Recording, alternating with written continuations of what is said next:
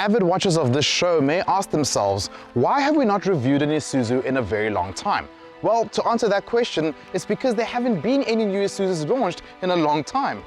Yes, we're eagerly awaiting the launch of the new D-Max, but until then, we do get an opportunity to get a sense of what that car is going to be like through this, the new MU-X.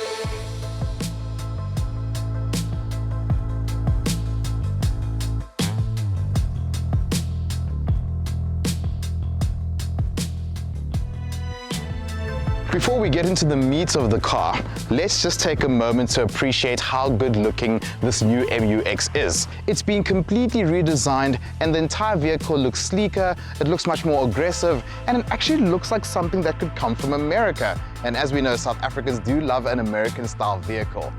Starting us off is the front end. It looks nothing like the old car. In fact, I really like just how aggressive this vehicle looks. The lights, the grille, everything about it says, "Get out of my way." This is the top spec, so you do get 20-inch wheels on this vehicle. It helps with the stance and it makes it look much meaner. And we've got this strong shoulder line that really defines the way the vehicle looks from a shape perspective, which leads us to the rear of the car. And I'm still undecided as to what I like more, the front or the back of this vehicle, because as you can see, both front and back look very good. What stands out for me the most at the back of this vehicle is the lights. These tail lights really look premium and modern. Dare I say it, I do see elements of Lexus. It's big, it's brash, and it's not afraid to say that it's an Isuzu based on the fact that this badge is right here in your face.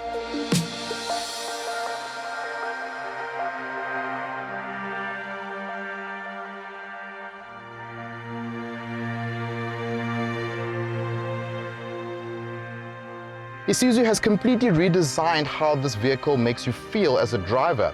The previous MU-X made you feel like you were sitting on top of the vehicle, whereas now I feel like I'm sitting inside the car, and it makes me feel like I'm in a true SUV. As we can see, the materials that are used here are also of a good quality. There's a mix of materials. We do see some plastics, some leather, there's some stitching, but overall it feels well built, and like Isuzu, it seems like it's going to last for a very long time.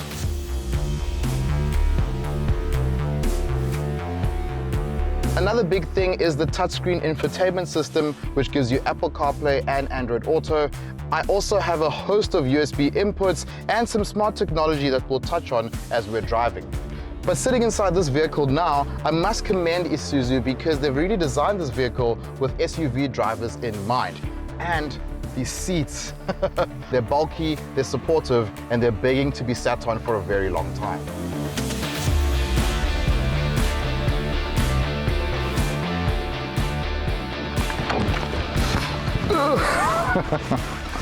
You gotta love jumping into these high SUVs at my height.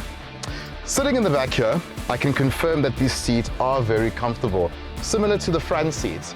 But the only thing that I've noticed, now our producer is 1.8 meters in height, so he is much taller than me, and his head was nearly touching here, because as you can see, this rear seat is quite high up. Also have two other seats at the rear, making this vehicle a 7-seater, but the headroom does seem slightly compromised for a taller person. But it's not all bad because my legroom is decent here at the back, and there's a lot of functionality in this cabin. First thing you notice is a 2-pin plug. That is very practical, but you can also use these 2 USB ports here, which also make it easier because you don't have to fight the person sitting next to you to charge your phone.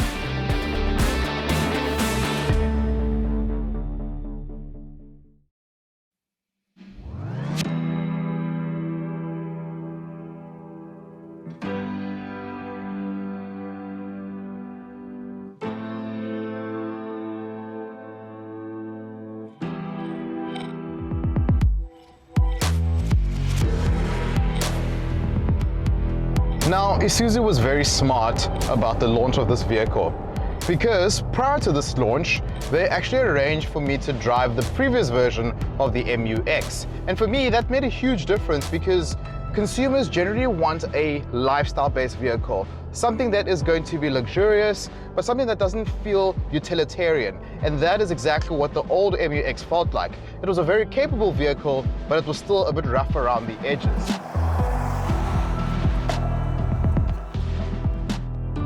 Now what they've done with this one is that they've completely softened this car up. I'm very impressed with the suspension setting of this vehicle. Of course, now it's softer, it's more compliant, but it also feels a bit more nimble. This car is bigger than the one that it replaces, but it feels smaller to maneuver. It feels like I can actually use the weight of the vehicle around corners. The 3-liter engine that is used in this car now produces 140 kilowatts and 450 Newton meters.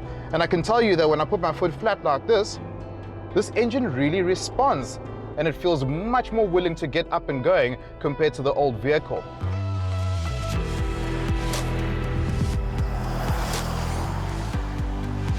So when it comes to derivatives, you get LS, LSE, and then you get the Onyx.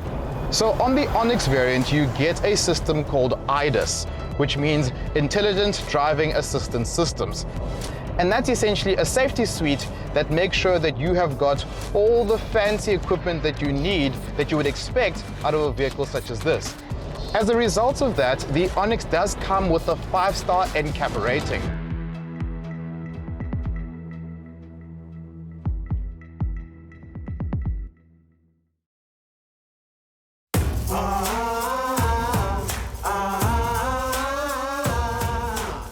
So it's the second day of the new Isuzu MU-X launch, and as you can see by my body, I am not on tar.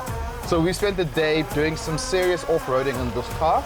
As you'll see with the footage on the outside, that this was very tough for these vehicles, but the cars handled it like a breeze.